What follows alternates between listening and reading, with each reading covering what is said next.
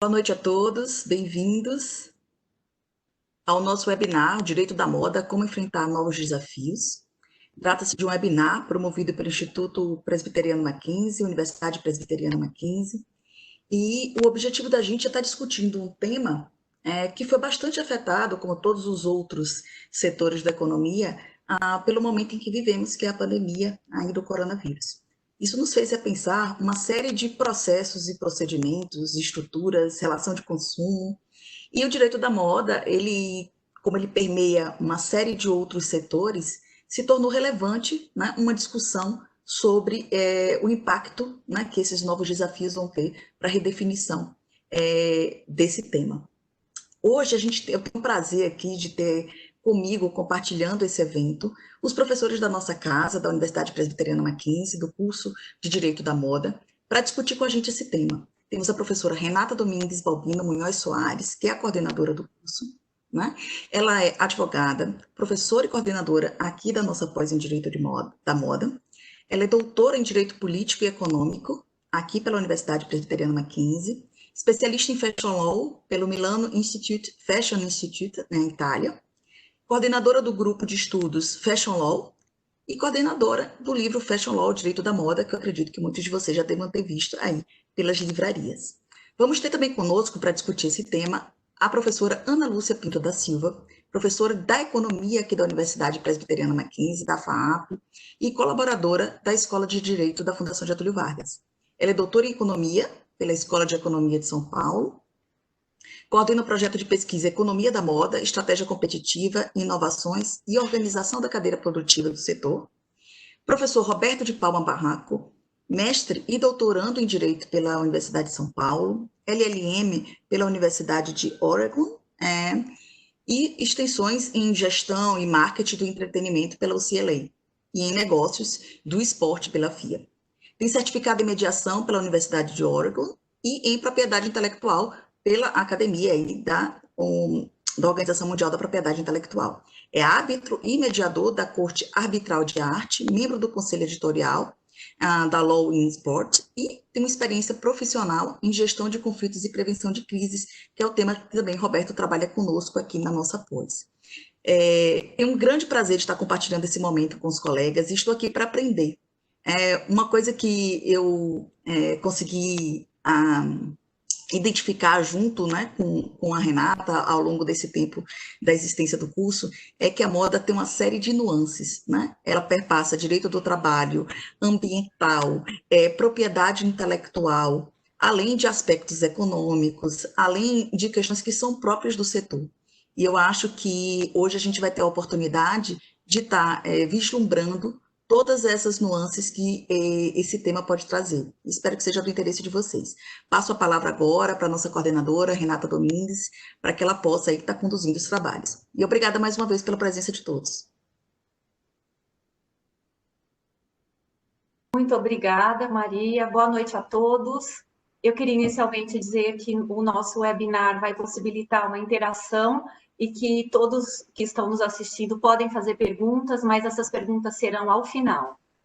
Eu quero começar, então, para falar do Fashion Law e do direito da moda, citar uma frase que, para mim, tem muito significado, que é uma frase de Christian Dior, que diz que, sem fundamento, a moda não pode existir.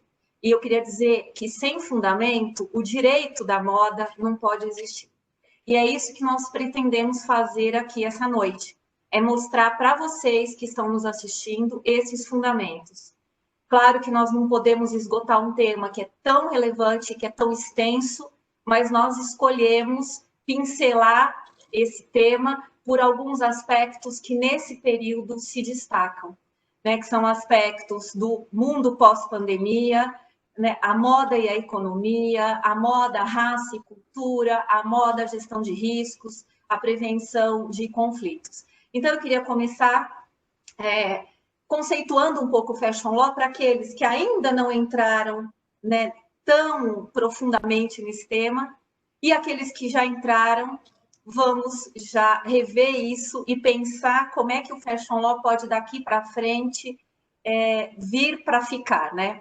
Fashion Law, para mim, é um ramo novo do direito, mas ele tem na sua base diversos ramos, como o direito do consumidor, os direitos humanos, o direito de propriedade intelectual, o direito civil, e aí, como subramo, o direito contratual, então, o direito criminal, ambiental, digital, ou seja, diversos ramos compõem a base do Fashion Law.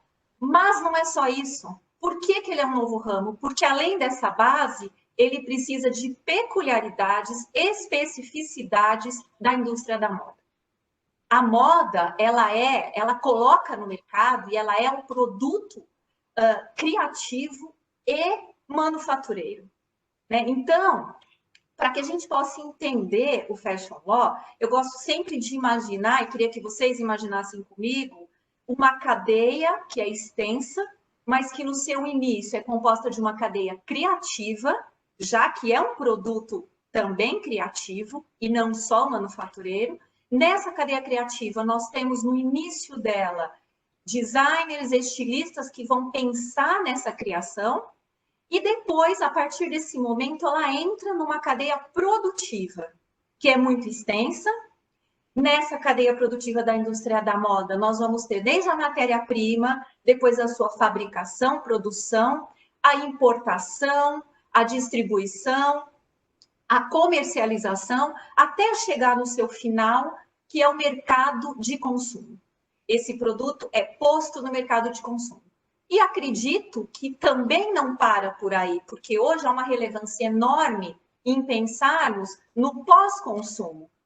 Qual é o impacto desse produto colocado no mercado, no meio ambiente? Então, o pós-consumo também seria muito relevante em toda essa cadeia. E eu queria agora com vocês, para a gente pensar não só nos ramos do direito, mas também nessas especificidades, que são as peculiaridades da indústria, imaginarmos algo que no direito já é muito comum, que é imaginarmos uma pirâmide, e quem de nós não estudou a pirâmide de Kelsen? Então, imaginarmos agora a pirâmide fashion, que eu acho que é importantíssima para que a gente tenha uma ideia de como funciona essa indústria, e é esse funcionamento que vai permitir que a gente compreenda o Fashion Law. Então, vamos imaginar essa pirâmide, lá no seu pico, nós vamos colocar alta costura e vamos descendo até a sua base. Então, nós teremos lá no pico o mercado de luxo, alta costura, num segmento abaixo nós teremos o prêt-à-porter, que é a roupa pronta, dentro ainda desse mercado de luxo. Vamos descendo mais um pouco e vamos perceber que existem segundas e terceiras linhas de uma mesma marca que vai colocar um produto no mercado que é um preço um pouco melhor, que chamamos de diffusion line. Então, para exemplificar para vocês, se eu tenho lá no topo o Giorgio Armani, eu tenho no diffusion line o Emporio Armani, que pertence ao mesmo grupo, à mesma marca, mas que já é uma segunda e terceira linha. Vou descendo mais um pouco, eu tenho o que nós chamamos de bridge, que são jovens designers, que ainda têm uma criatividade muito alta, mas cujo preço já é um pouco melhor. Até chegarmos na sua grande base, que é a massa, o que chamamos de mass. E claro que pensando, comparando o mercado da moda europeu com o mercado da moda na América Latina e na Ásia, existe uma diferença nessa base da pirâmide, que é que na Europa eu tenho só a massa e que na América Latina e na Ásia eu tenho um intermediário, que é o better mass. Deixa eu exemplificar para ficar mais fácil. A Zara, por exemplo, na Europa tem um preço muito inferior do que no Brasil e na Ásia. Então, a Zara, para nós aqui, estaria no better mass. E nós teríamos no mass, né, no mercado de massa, marcas mais populares. Por que eu digo que essa pirâmide é importante para a gente entender o mecanismo da indústria da moda? Porque, olha só, quanto mais no pico eu tiver, mais eu tenho preço alto, inspiração e criatividade. Eu chego a ter lá no pico até uma elaboração artesanal, né? E vou descendo. Quanto mais eu desço essa pirâmide, o preço cai, a inspiração é menor e a criatividade é menor. Por que eu estou dizendo tudo isso? porque aí eu vou me deparar com cópias. Quanto mais eu desço, mais cópias vai existir. Isso passa a ser um problema que o direito tem que enfrentar? Sim, passa. Por quê? Porque eu posso ter desrespeito a direitos de propriedade intelectual, eu posso ter, quando eu tenho um mercado de massa e eu quero colocar um preço muito baixo do produto, eu posso ter desrespeito a condições de trabalho, então eu tenho a presença de trabalho a condições análogas à de escravo, que nós temos ciência, eu quero vender uma calça jeans para o mercado de consumo a R$20, né? A R$50. Imagina a mão de obra, qual é o valor? Está respeitando direitos trabalhistas? Provavelmente não. E aí eu também tenho impacto no meio ambiente. Será que eu me preocupei com a sustentabilidade ambiental? Nós sabemos que a indústria da moda é a segunda mais poluidora após a indústria de petróleo. Então, quanto mais abaixo da pirâmide eu tiver, mais esses problemas vão surgir para que o direito possa tentar resolver, ajudar a resolver. Bom, e aí vem a grande pergunta, né? Sabendo de tudo isso, o que nós vamos enfrentar no pós-pandemia, ou estamos enfrentando nesse momento? Isso vai melhorar? Isso vai piorar? Então, olha só, o que nós temos percebido, inclusive em países que já estão num nível mais adiantado, ou seja, já estão saindo da pandemia, é que há uma consciência de que essa velocidade da moda, especialmente pelo fast fashion, que está em sua base, tem que diminuir. Então, a moda, ela se vale de ciclos, né? A moda, ela reflete o que acontece na sociedade. Então, esses ciclos vão ter que se modificar. Eu preciso ter menos coleções. O mercado de luxo já tem se posicionado nesse aspecto. Nós temos, por exemplo, o Giorgio Armani, que escreveu uma carta ao mercado, dizendo que ele, no mercado de luxo, se nega a seguir o fast fashion, a velocidade do fast fashion. Então, ele defende que o mercado de luxo se vale de uma criatividade, que é um produto mais atemporal e que, portanto, isso vai impactar, por exemplo, no número de coleções que ele vai apresentar durante o ano. Nós temos ainda questões, além dessa velocidade diminuir, mas também o formato dos fashion shows, dos desfiles de moda.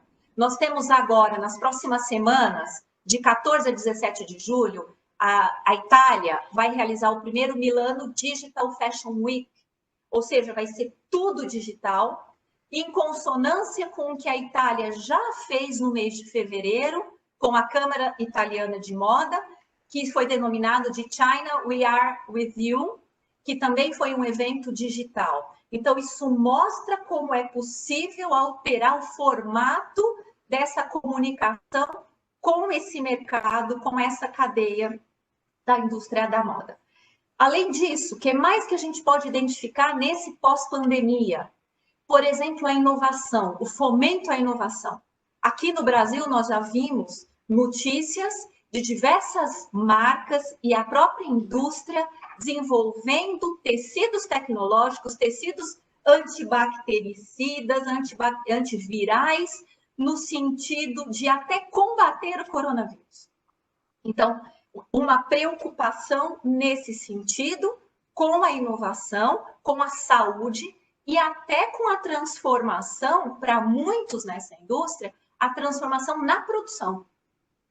Nós estamos vendo também que o mercado online veio para ficar e que, portanto, aqueles que não aderiram terão que aderir para a sobrevivência. Não é algo tão novo, essa constatação não é tão nova assim. Nós vimos, por exemplo, que muitas empresas, muitas marcas que não aderiram recentemente tiveram problemas que, inclusive, levaram recuperação judicial nos Estados Unidos, como aconteceu com a Forever 21.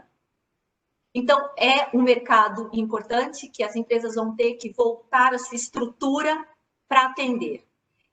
Temos também uma constatação de que deve aumentar o mercado de aluguel, de roupas, de bolsas, de acessórios, promovendo uma economia circular, né? A sustentabilidade vem como uma ideia de gestão de riscos, ou seja, eu preciso ressignificar o meu produto. Se o meu produto não estiver né, numa cadeia sustentável, eu não vou conseguir vender, o consumidor exige isso, essa preocupação, e não é à toa que nós tivemos o Fashion Pact assinado em setembro do ano passado, com mais de 30 marcas, né, que se reuniram com essa preocupação ambiental, e que a Agenda 2030 da ONU também propõe, que, portanto, atinge também a indústria da moda. São inúmeros desafios, são desafios que nós vamos conseguir hoje, dividindo em nichos.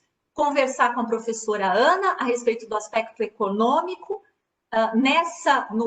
nesse tipo de indústria agora no pós-pandemia e durante a pandemia, com o professor Roberto e com o professor Adilson também, que vai falar um pouco dos direitos humanos e da preocupação que esse novo consumidor tem, inclusive com questões que as marcas têm apresentado, que é não serem discriminatórias, né, e preservarem direitos humanos. Então, eu queria dizer a vocês que eu estou à disposição ao final para questionamentos que vocês entenderem necessários. Tentei controlar meu tempo de uma forma que não invadisse o dos demais. Então, agora, Maria, eu devolvo a palavra a você e, ao final, estou à disposição de todos. Muito obrigada.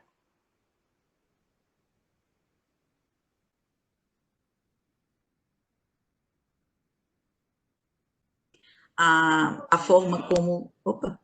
A forma como você apresentou, né, a lógica da cadeia de produção e como que o direito ele entra em cada uma delas, excelente. Eu acho que deu para quem não conhece uma perspectiva sobre a importância que o direito tem em todas as fases, né? Excelente. Vamos passar a palavra agora para uma perspectiva econômica sobre esse mercado, que é o mercado da moda. A professora Ana Lúcia Pinto da Silva, que eu acabei de apresentar a vocês há pouco tempo, professora aqui também aqui do Mackenzie. Professora Ana, com a palavra, tenho certeza que esse aspecto econômico que a gente imagina conhecer, né, agora a gente vai estar aprendendo com você nuances que antes a gente não prestava tanta atenção. Né? É um mercado que eu acredito ser um pouco negligenciado, porque as pessoas entendem como algo relacionado à futilidade, quando não é. Tem toda uma indústria, um número de pessoas que dependem dessa indústria para sobreviver. E eu acho que dá um aspecto humano, né, para a indústria da moda também, essa visão. Por favor, professora. Boa noite a todos. Gente, é um prazer enorme estar aqui falando desse assunto com vocês. Maria, você tem toda a razão. Normalmente se olha para o mercado da moda de uma forma com um certo preconceito, como se fosse um setor que é não tão importante assim diante dos outros setores da economia. Mas eu trouxe então aqui para vocês dois grandes pontos para a gente relacionar qual é a relação que existe entre a economia da moda e o direito. Tá, já que a gente está fazendo essa ponte entre o que eu tenho, o que a economia tem a dizer de contribuição para o direito da moda.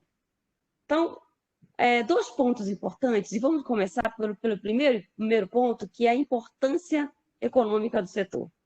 Maria, você começou falando desse assunto, de quanto o setor é importante, e nós não estaríamos aqui discutindo este assunto, fazendo esse bate-papo e também oferecendo um curso que, se não fosse a grande importância desse setor, especialmente uma importância econômica. Então, nós estamos falando de um setor que é responsável por 5% de toda a produção do país. Então, é 5% do PIB o setor responsável por isso. E é um setor também, e ele a indústria brasileira é uma das maiores indústrias de vestuário do mundo. Do ponto de vista de faturamento, só para a gente ter uma ideia, o Brasil, por exemplo, alcançou um faturamento de aproximadamente 145 bilhões de reais em 2018. Isso equivale a dizer que o Brasil passou da 14ª posição para a 7ª posição entre os maiores mercados da moda do mundo. Então, é um mercado que tem uma importância gigantesca no ponto de vista da criação de riqueza do país.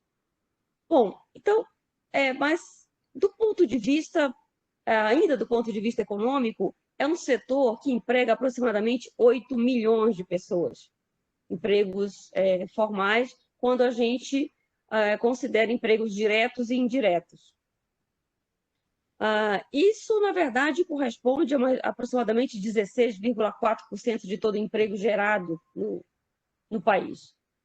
Então, ele é o segundo maior setor que emprega mais no Brasil, ele só perde para o setor de alimentos e o setor de bebidas. E também, gente, tem uma coisa super importante, ele é o segundo setor que mais gera o primeiro emprego. Além disso, eu acho que o professor Adilson vai discutir isso lá no finalzinho, tem uma coisa super importante do setor da moda, ele é o setor do total de empregados na confecção e comercialização, 75% dessa mão de obra são mulheres, tá? São formados por mão de obra feminina. Mas então, esse é o primeiro ponto, que é a gente discutir a importância do setor, a importância econômica do setor, para o nosso curso, já abre, já seria um grande elemento para a gente poder, vamos olhar para o setor, porque esse setor importa, ele gera emprego, ele gera riqueza. Então, não se trata só de um setor que a gente consideraria como um setor supérfluo. Bom, mas, apesar de tudo isso, apesar de toda essa significância do setor, ele ainda tem uma participação muito pequena no mercado internacional. Então, é um setor que tem baixa competitividade no mercado internacional. Então, nós, segundo os dados da BIT, nós temos uma participação no comércio, no mercado mundial, de aproximadamente 0,3%. A gente fica assim, puxa, Ana, mas você acabou de falar que a gente está na 7ª posição entre os maiores mercados de moda do mundo. E isso significa que a gente está concentrado no setor, no mercado interno. Então, e apesar de tudo isso, você pode falar o seguinte, mas então, qual é o problema? A gente não tem uma concorrência grande aqui dentro? A gente tem uma concorrência grande aqui dentro, mas isso não garante competitividade da indústria. Aí a pergunta é a seguinte, mas onde é que está o problema, então? Veja que eu estou trazendo aqui problemas econômicos. Daí a nossa conexão é o que o direito pode fazer para melhorar isso, né? Bom, então, o segundo problema que eu queria trazer para vocês é o que a Renata colocou, é a heterogeneidade da cadeia produtiva do setor da moda. É uma cadeia produtiva que é muito heterogênea. E significa dizer, essa heterogeneidade significa dizer o quê? O que se entende por heterogeneidade da cadeia da moda? É um segmento, é uma cadeia que tem segmentos e estruturas de mercado muito diferentes entre si. O que significa isso? Eu tenho lá no início da cadeia, em que eu começo com a indústria de fios químicos, por exemplo. E daí eu vou seguindo na cadeia, com fazer tingimentos e todas aquela sequência que a Renata começou a colocar aqui, e eu chego na confecção do vestuário até eu chegar no pós-consumo, no desuso, no descarte. Né? Todas essa sequência, elas são formadas, cada nó dessa cadeia, ele é formado por uma estrutura produtiva, que significa o seguinte, lá no início eu tenho poucas empresas e grandes empresas. À medida que eu vou seguindo na cadeia, essas empresas vão se tornando médias empresas, e aí, só para a gente ter uma ideia, nós temos 0,3% são grandes empresas de toda essa cadeia produtiva. 2,8% são médias empresas. Aonde é que está o grosso? Pequenas e microempresas. Então, aproximadamente 90% do setor da moda é formado por micro e pequenas empresas. Opa, mas aí, com todos esses dados, você quer dizer o quê, Ana? Então, eu quero dizer o seguinte, que existe uma interdependência enorme entre todas esses segmentos. E essa interdependência entre os elos da cadeia formam organizações muito complexas também. Cada elo da cadeia, ele requer recursos diferentes, ele gera problemas diferentes. E aí, existem também estratégias diferentes desses segmentos. Então, por exemplo, dada essa heterogeneidade da cadeia, eu posso dizer o seguinte, olha, numa mudança abrupta, por exemplo, da preferência do consumidor, do comportamento do consumidor, como nós estamos vivendo agora, de repente eu tenho uma mudança da preferência do consumidor. Vejam o caso, eu não sei se vocês chegaram a ler, qual foi o percentual de aumento do preço de pijamas durante o... Isso é muito curioso. Aumentou 200% o preço dos pijamas no mercado interno. Qual é a explicação disso? Ora, você tem uma mudança abrupta de demanda que manda essa informação para a cadeia. Eu quero tecidos para fazer esse tipo de confecção, mas eu preciso mandar essa informação para toda a cadeia produtiva para trás. Então, eu preciso falar, olha, eu preciso de fios, eu preciso de fio de algodão, fio sintético, toda a cadeia precisa trabalhar para poder chegar lá na ponta, que é o varejo. E aí, essa conexão, ela é complexa, porque a estratégia que você tem para poder fazer para fazer essa ligação e chegar até o produto final, por não ser uma estrutura homogênea, por ter toda essa heterogeneidade e exigências diferentes, eu não consigo fazer isso muito rápido. Então, é um setor que tem, e por conta disso, ele tem baixa capacidade de resposta a uma mudança abrupta no comportamento do consumidor. Muito bem. Mas temos esse problema, então, da heterogeneidade. O setor é importante, mas a cadeia é muito heterogênea. E isso gera um problema de resposta rápida a uma mudança abrupta, por exemplo, de demanda, uma mudança, por exemplo, uma situação de crise, como a gente está vivendo agora. Então, como é que a gente faz? A pergunta aqui é o seguinte, qual é a relação que isso tem com o direito? Então, como tudo isso se relaciona com o direito? Por que é importante para o direito saber disso? Por que é importante, dentro do Fashion Law, eu ter toda essa informação?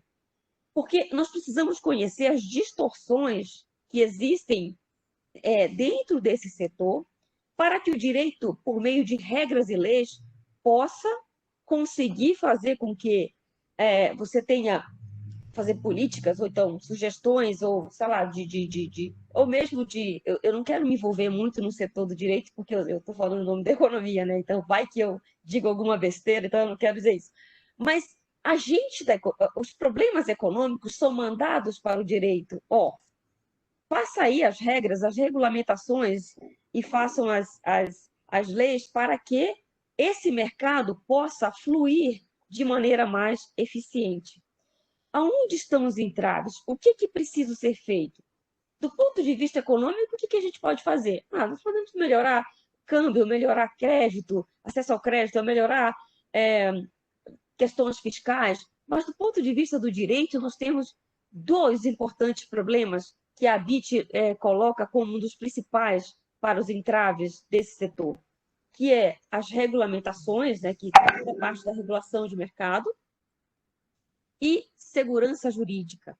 Tá? E dentro desse tópico, segurança jurídica, eu não me atrevo a falar muita coisa, porque vocês são mais especialistas nisso, mas eles colocam isso como um dos fatores mais importantes para que o setor possa se desenvolver. E, então, a gente, da economia, nós trazemos esses problemas que são colocados dentro da cadeia produtiva para que o direito, então, possa utilizar-se disso e saber como conduzir todas essas formulações de regras e leis que possam deixar o mercado fluir de maneira mais eficiente. E, portanto, permitir o funcionamento desse mercado, o melhor funcionamento desse mercado. Tirar as amarras, criar formas de reduzir esses problemas. Então, um dos problemas que a gente vai discutir no curso, especialmente na parte do fashion business, é do ponto de vista competitivo. Quais são as possíveis alternativas para enfrentar essas mudanças abruptas do padrão de consumo, por exemplo, como a gente está vivendo agora nessa crise? O que a gente, quais são as possíveis alternativas? O que a gente pode fazer, dado que nós temos essa estrutura heterogênea? Bom, outras questões também que são importantes colocar aqui e que vão ser discutidas também no curso, por exemplo, como é para a gente poder entender todos esses problemas que eu acabei de colocar para vocês aqui, passa por questões para a gente poder entender e criar esses mecanismos para melhorar o funcionamento desse mercado, entender como é que se caracteriza a estrutura de concorrência da cadeia produtiva da moda e as especificidades em cada elo da cadeia. Outra questão importante a ser discutida, como a cadeia têxtil-confecção, falo têxtil-confecção porque a moda ela utiliza essa parte da cadeia têxtil-confecção, como que ela se organiza para atender demandas de inovações do mercado da moda para obter ganhos de competitividade. Como é que a gente pode organizar isso para que a gente possa criar mecanismos inovadores? Especialmente, vamos lembrar que essas inovações elas precisam ser criadas para que a gente possa atender a demanda, mas lembrando que numa estrutura produtiva em que você tem 90% de micro e pequenas empresas, isto não é tão simples. Vejam os dados sobre o crédito que foi concedido, ou que foi anunciado pelo governo, apenas 10% chegaram até as micro e pequenas empresas. Então, não é tão simples assim, se você anuncia uma política desse tipo, mas até ela chegar nessas empresas e a capacidade que essas empresas têm de inserção tecnológica e de inovação, ela é complicada. E a última questão, quais são as estratégias de negócios e as oportunidades ligadas à criatividade e à inovação, que a Renata falou, do progresso técnico para que se tenha ganhos de competitividade no mercado internacional da moda. Então, essas são as questões que eu deixo aqui para vocês. Meu tempo se esgotou e eu agradeço muitíssimo que vocês possam ter aproveitado a minha fala e vamos, então, para o curso, para que a gente possa discutir todas essas coisas. Muito obrigada pela atenção de todos vocês. Tirar aqui o som. Obrigada, professora. Acho que sua explanação foi excelente para a gente entender aí a estrutura do mercado do Brasil, né? E todas as implicações que um momento como esse pode ter no setor fortemente formado por micro e pequenas empresas, né? Isso me deu um outro panorama sobre o setor, te agradeço por isso. Passo a palavra agora para o nosso outro colega, professor Roberto de Palma Barraco, para falar sobre algo que eu acho que, na experiência dele, esse momento deve ser rico na coleta de dados, que é gestão de conflitos e prevenção de crises.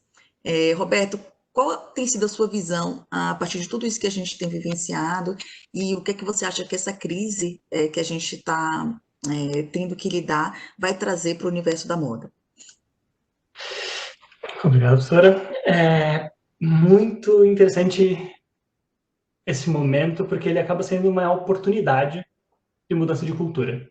A gente está acostumado com uma formação jurídica, uma visão jurídica da cultura do duelo, entre muitas aspas, que a gente está acostumado a ser formado e a atuar no dia a dia para brigar, para ter razão. E para ter essa oportunidade ou essa chance de conseguir provar que a gente está mais certo do que o outro. E esses tempos de agora, de Covid, só aceleram processos, não criam coisas novas, não criam nada do zero. Então, ajuda nessa transformação que a gente tem vivido nos últimos 15, 10 anos no Brasil, em como a gente lida com essa cultura do duelo. E é aí que surge exatamente a ideia de gestão de conflito e prevenção de crise. Ela é, para mim, extremamente útil, como bem colocou a professora Ana, nessa estrutura da moda, nessa estrutura dessa indústria da moda. Por quê? Porque ela é uma oportunidade para a gente olhar com uma nova perspectiva, de uma nova maneira, a visão viciada que a gente tem no mundo jurídico de briga. A gente está muito acostumado a, deu algum problema jurídico, deu algum desafio que a gente não consegue resolver conversando, poxa, vamos para o contencioso, seja ele arbitral, seja ele judicial. Esse é o nosso padrão, que mesmo o arbitral já é um pouquinho novo, um pouquinho uma inovação, inclusive na indústria da moda, como a gente vê na IPO, como a gente vê em algumas câmaras arbitrais pelo mundo, incluindo a ICC. Mas ele não é o único caminho, não é o único meio. A gente também tem os meios autocompositivos, seja a negociação, seja a mediação, facilitação de diálogo e vários outros mecanismos, alguns mais flexíveis, outros menos flexíveis, para a gente cuidar de como a gente lida com esses desafios que surgem hoje e que já faziam parte da indústria da moda, como qualquer outra indústria associativa, entre muitas aspas, tem sempre um desafio de diálogo, porque é uma indústria heterogênea. É uma indústria que falta o diálogo por definição até. Então, exatamente nesse caminho, a gestão de conflito e prevenção de crise, ela acaba surgindo como uma oportunidade de observar a indústria da moda como dois sistemas de políticas próprios na gestão de conflito e prevenção de crise. Um deles é políticas públicas. Resolução 125 do CNJ, que trata de mediação, Código de Processo Civil, que fala de mediação, arbitragem e o contencioso que a gente já está mais acostumado. E, além disso, políticas associativas, políticas próprias da indústria da moda. E aí você tem até acordos internacionais um pouco impróprios, como o de Bangkok, que trata da possibilidade do uso de uma corte arbitral internacional, como é o caso da Corte Permanente de Arbitragem em Haia, para resolver questões de políticas da indústria da moda em Bangkok com investimento estrangeiro, como é o próprio caso da Zara. Além disso, você tem uma segunda oportunidade, que é olhar esse sistema sob o ponto de vista da melhoria ou até da eficiência desse contato com o próprio mundo do consumidor. Um exemplo um pouquinho fora da indústria da moda, mas que acaba sendo bem interessante para as relações de consumo, são as criações de ouvidorias digitais e de resolução de disputas digitais automatizadas pela Uber, pelo Mercado Livre, e que você consegue ter uma aproximação com a indústria da moda, embora ainda não implementada, nas vendas de e-commerce, como é o caso da Mari. Além disso, você tem toda uma outra perspectiva possível, como a gestão de conflito e prevenção de crise pelo ponto de vista do procedimento, ou seja, as regras do jogo. De novo, a gente pensa sempre no standard, no contencioso como a resposta para tudo. E um dos casos durante essa crise que a gente está vivendo, que eu achei emblemático na gestão de conflito e prevenção de crise enquanto procedimento, foi o caso da Victoria's Secret, que era uma marca que estava à venda, que teve todo um acordo da sua venda de uns valores de mais de 500 milhões de dólares, e que o próprio contrato previa já, por uma negociação entre as partes, que em caso de uma pandemia de coronavírus especificamente, essa venda não ia para frente. Curiosamente, isso foi levado para o judiciário, e no judiciário as partes sentaram e falaram, acho melhor a gente não brigar, vamos conversar? E numa mediação eles resolveram um novo caminho, uma nova possibilidade, um novo diálogo para levar essa venda, essa transferência, essa mudança até cultural da própria marca para frente. Além disso, você tem uma terceira maneira de ver a gestão de conflito e prevenção de crise na indústria da moda, que é exatamente a ideia de técnica, ou seja, como você aplica a técnica da negociação, a técnica da mediação, a técnica da facilitação e até algumas técnicas do próprio contencioso no dia a dia, no caso a caso, e às vezes até fora da briga, exatamente para gerir um conflito que faz parte do nosso dia a dia ou prevenir uma crise. E aí o Covid-19 traz tanto os seus desafios, que são problemas que acontecem no nosso dia a dia, como algumas oportunidades. E o surgimento da necessidade do diálogo, desse diálogo como uma maneira de se desenhar um sistema, como um jeito de corrigir essas distorções próprias da estrutura da indústria da moda, para além da regulamentação jurídica que a gente tem. Então, você consegue criar um espaço de uma regulamentação própria, uma regulamentação específica, para além da lei estatal, e consegue usando a gestão de conflito e prevenção de crise como uma ferramenta para conseguir ajustar o que o direito, infelizmente, não consegue acompanhar, porque o direito é um pouco mais cristalizado, pelo menos o direito estatal.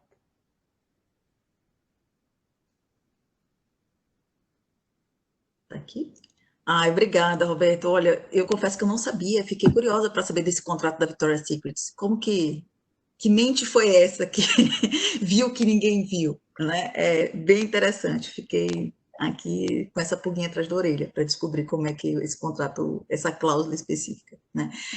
Que interessante. Um tema ainda muito importante na indústria da moda, né? Que a gente vai estar falando agora com o professor Adilson Moreira, que é professor aqui da Universidade Presbiteriana Mackenzie, doutor em Direito Constitucional comparado pela Faculdade de Direito da Universidade de Harvard, bolsista da CAPES e do CNPq, e autor de um livro que tem sido muito festejado, Racismo Recreativo, né? Para trazer para a gente uma abordagem que tem sido bastante, como é que eu posso dizer isso? A moda tem sido bastante questionada sobre seu papel, né? Em práticas e uma imagem racista. E, Adilson, qual a sua visão sobre isso? O que você acha que a moda tem a contribuir para um debate de mais igualdade?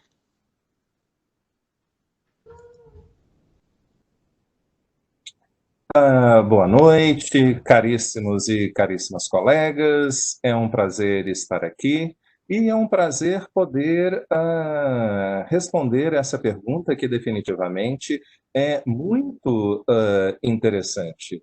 Vejam, nós estamos aqui discutindo o direito da moda e, consequentemente, nós precisamos analisar essa relação entre direito e moda. E eu quero iniciar esse debate mencionando algo muito interessante. Regularmente ocorre nos Estados Unidos um evento que congrega cabeleireiros de todo o país, também do exterior. Neste evento, as pessoas têm a oportunidade de participar de vários concursos. Esses concursos são concursos de penteado, ou seja, que lançam tendências de moda para as mulheres da comunidade negra. Bem, há algo muito interessante aqui. Este evento é um evento sobre moda, mas é um evento direcionado a um determinado grupo específico.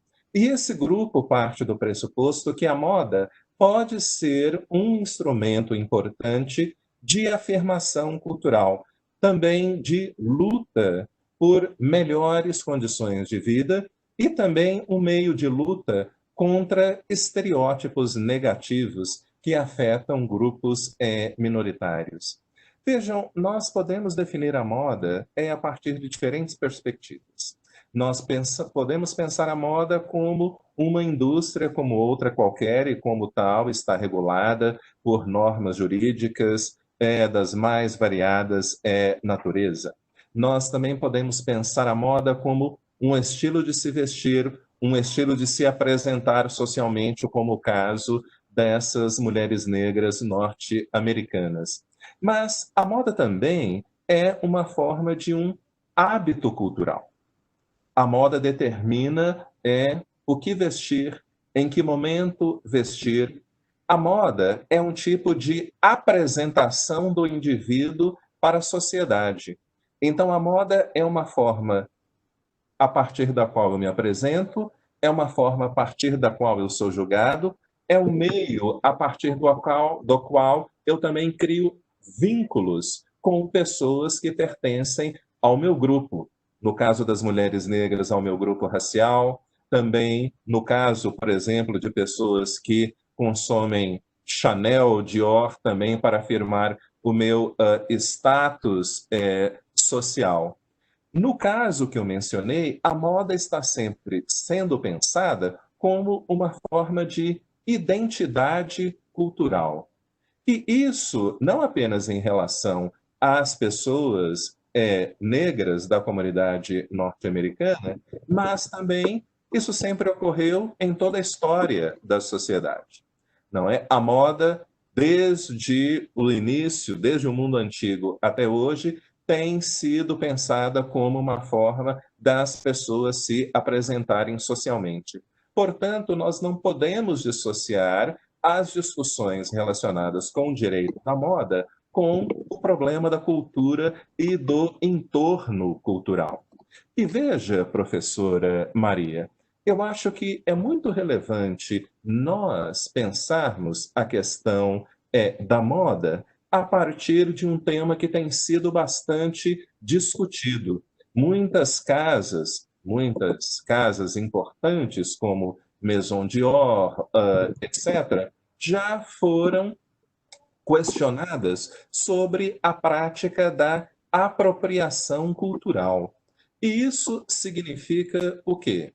São grandes maisons, são grandes casas de luxo cujos criadores viajam para diferentes lugares, tomam conhecimento do tipo de tecido, do tipo de técnica, do tipo de pintura, tomam conhecimento do tipo da significação de símbolos. Depois eles apresentam esses dados, não é? Ressignificam, reapresentam aquilo tudo, mas como para o seu público consumidor, eles ganham, obviamente, rios de dinheiro com esse processo, enquanto as comunidades que forneceram aquele tipo de conhecimento técnico, de elaboração, de sentidos culturais, permanecem na mesma situação. E nós podemos fazer, então, uma vinculação com o tema da apropriação cultural com a questão respondida anteriormente pelo professor Roberto.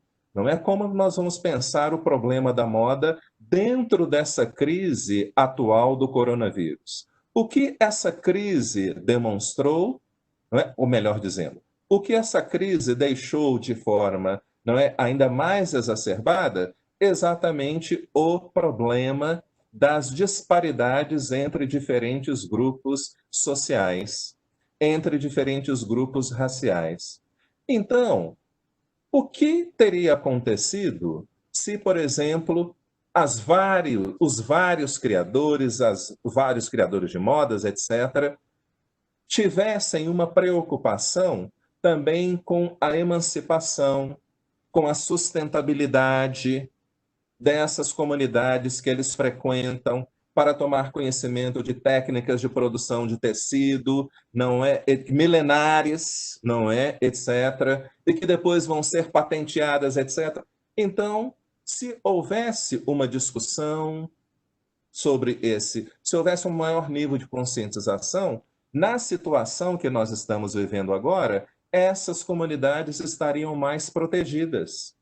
Elas não estariam tão expostas ao problema dessa crise sanitária.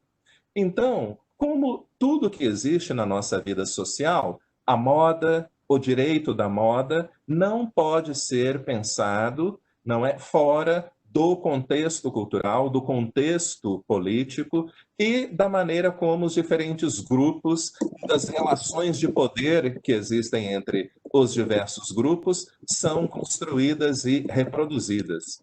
Então, uma pergunta que nós devemos fazer durante o nosso curso Direito da Moda, certamente nós debateremos isso nas nossas aulas, é essa.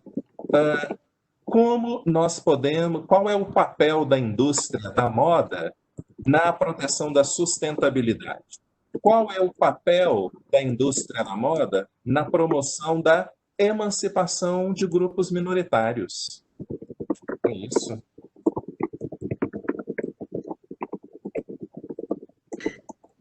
Professor Adilson, obrigada pelas colocações. Eu acho que a gente sai daqui cheio de pergunta, né, gente? Não sei se todo mundo que está nos assistindo saiu com essa mesma sensação que eu estou, querendo aprofundar esses estudos. O professor Adilson trouxe questionamentos sobre apropriação cultural, relação da moda com a cultura, que reflete, né, um elemento aí também, às vezes, de imposição, né? E da forma como isso é colocado, que me trouxe aqui uma série de questionamentos que eu fui conectando com todas as falas dos colegas que antecederam o professor Adilson também. Gente, a gente recebeu algumas perguntas aqui, eu vou estar lançando para os colegas, a gente tem um horário super curto, só estamos com 8 minutinhos aqui para terminar esse webinar, mas eu vou estar apresentando aqui para vocês, tá bom? O Robson Miranda faz uma pergunta, boa noite, excelentes explanações, parabéns. Obrigada, Robson, em nome dos colegas. Tem duas perguntas, por gentileza. A primeira, normalmente a abordagem acerca do direito da moda vem associada à indústria têxtil. Cabe analisarmos também, em todo esse contexto, as indústrias de calçado e de joalheria, né? E vem a segunda pergunta, os senhores entendem necessário o estabelecimento de um código normativo regulatório com vistas à adoção de mecanismos de compliance, considerando o setor como um setor gerador de emprego? E eu vou fazer uma outra pergunta, já conectando pelo tempo, gente, e abro aí a possibilidade para os colegas estarem respondendo todos na medida do possível, tá bom? A cadeia produtiva, né? Como tornar esse mercado menos ilegal e gerador de lucratividade com baixos preços, né? Baseando num preço de R$20. Eu acho que a pergunta aqui da pessoa é no sentido, como que a gente faz com que a moda ela seja acessível sem também estar explorando aí as pessoas que fazem parte e que trabalham para essa indústria, né? E essa pergunta da cadeira, acho que é da cadeia produtiva, talvez a Ana pudesse nos auxiliar um pouquinho. É isso, gente. Eu acho que eu já passo a palavra aos colegas que quiserem responder e já deixo aqui meus agradecimentos a todos vocês, né, que estão nos acompanhando e aos colegas que estão participando com a gente desse evento. Professora Renata, como que você gostaria de começar? Ou quem gostaria de começar respondendo? Eu acho que a gente tem uma pergunta sobre a necessidade de um código, de compliance a respeito da estrutura da cadeia produtiva da moda. A gente tem uma outra sobre com a criação da cultura como que a criação de cultura e propósito sofreram alterações do posicionamento de grandes marcas, como que essas grandes marcas, se elas têm ou não incorporado essas modificações que a gente tem visto na sociedade em termos da valorização cultural, né, dessas comunidades. Eu acho que essa pergunta seria para o Adilson. A gente tem uma pergunta econômica aí voltada para a Ana, e eu acho que esse código de conduta aí, tanto Renata, quanto o Roberto, quanto o Adilson, poderiam estar aqui contribuindo. Eu poderia começar rapidamente? Claro. Uma preocupação muito grande que nós temos nos debates sobre governança corporativa e compliance é a ideia de responsabilidade social. As empresas precisam estar atentas ao fato de que elas atuam dentro de uma comunidade, que elas precisam ter responsabilidade sobre os seus produtos e que essa responsabilidade também se expressa na forma de atender aos interesses que os membros dessa comunidade têm. Hoje, o que nós pensamos sobre governança corporativa não está mais estritamente associado com a ideia de maximização de lucro, mas também do que uma empresa pode fazer para melhorar as condições de vida das pessoas da comunidade na qual ela atua.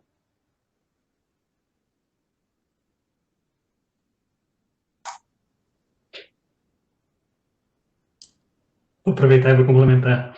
Exatamente nessa parte do compliance, eu acho bem interessante como a gente pode tentar trazer isso para o dia a dia da empresa. para o dia a dia da marca, para o dia a dia das pessoas. E o essencial acaba sendo a ideia de fluxo de informação. Esse fluxo de informação, ele reaparece em duas linhas que são complementares. Uma, internamente, a ideia de um checklist, exatamente por onde vai passar essa informação, o que eu tenho que fazer com essa informação, para essa informação chegar no lugar certo. E mais importante até do que isso, porque de nada adianta você ter esse checklist de levar a informação do lugar A para o lugar B, se você não tem uma transparência externa, se você não devolve isso para a comunidade como um todo. Então, o compliance, para mim, quando a gente fala de como trazer esse diálogo para o dia a dia, ele vem dessa dualidade, informação e reação. Sem a gente trazer essa realidade de informação e reação de um procedimento que traga essa informação e possibilite essa reação, a gente nunca vai ter uma mudança cultural dentro de nenhuma indústria. Obrigada, Roberto. Passo então a palavra para a professora Ana aí para suas considerações da pergunta que foi feita sobre essa cadeia produtiva. Bom, sobre essa pergunta, normalmente existe mesmo não existe muito um consenso do que se mistura muito a ideia da cadeia têxtil com a indústria da moda. Só que quando a gente fala de moda, eu não lembro mais quem fez a pergunta, mas a pessoa está correta. Moda envolve tanto calçados, joias, óculos, dentre outros acessórios que são... Você pode incluir também aí carros de luxo, enfim, tem uma série de outros acessórios que fazem parte do conceito do que é moda. No entanto, a indústria da moda, do vestuário, ela possui grande relevância por conta da geração de emprego e por conta também de toda a sua importância na indústria, na produção. Então, ela tem... O que a gente, quando fala da indústria da moda, a gente se refere ao vestuário, porque é ele que tem grande relevância na geração de emprego e na geração de produção. Então, essa indústria da moda, ela é caracterizada para a gente, quando eu dei esses dados para vocês agora, eu estava me referindo ao processo produtivo de artigos de vestuário. É você transformar fios de algodão, fios sintéticos em produtos, em produção de vestuário. Mas é por conta disso, quando a gente fala de moda e se refere muito ao vestuário, por causa da importância econômica dele no setor. Obrigada, Ana, pelas suas considerações. Passo a palavra para a professora Renata, por conta do tempo que a gente tem hoje tão corrido. Renata. Bom, nós temos aqui para finalizar 1 minuto, e eu queria então dizer que vieram algumas perguntas bem relevantes, perguntas de propriedade intelectual, eu só queria, acho que o microfone que está aberto, gente. Isso, perguntas de propriedade intelectual, perguntas de apropriação cultural, são todos temas muito interessantes. A questão também do contato que o Roberto mencionou, especialmente nesse período pós-pandemia. Então, nós vamos colocar à disposição de vocês um e-mail aqui no chat, para que nós possamos aprofundar e responder essas perguntas que vieram. E eu queria dizer que a questão da apropriação cultural, nós temos também recentes e importantes casos que a gente gostaria até de abordar aqui, casos que envolvem também os povos indígenas. Então, questões muito relevantes, não só no Brasil, no México, em diversos lugares do mundo, que a indústria da moda, quando nós falamos aqui de vestuário e confecção, nós não queremos excluir da indústria da moda joalheria, acessórios, então, que também calçados, e que então também tem um impacto importante na sustentabilidade. Então, que nós estaremos à disposição para responder essas questões também por e-mail, que ninguém fique sem resposta, e que uma preocupação nossa hoje foi detectar que no período da pandemia, essa indústria de vestuário e confecção foi o setor de maior queda, chegando a 91%, e que o direito, por diversos aspectos que foram aqui mencionados, pode interferir no sentido não só de ser um instrumento de resolução de litígios, mas como o Roberto falou, também de prevenção. Esse é o grande objetivo também que nós temos aqui quando estudamos o Fashion Law, que fique claro que não é só que se vale só do direito, mas de uma combinação entre direito e especificidades dessa indústria da moda, que é muito rica e que tem uma relevância, como vocês viram aqui, em diversos aspectos.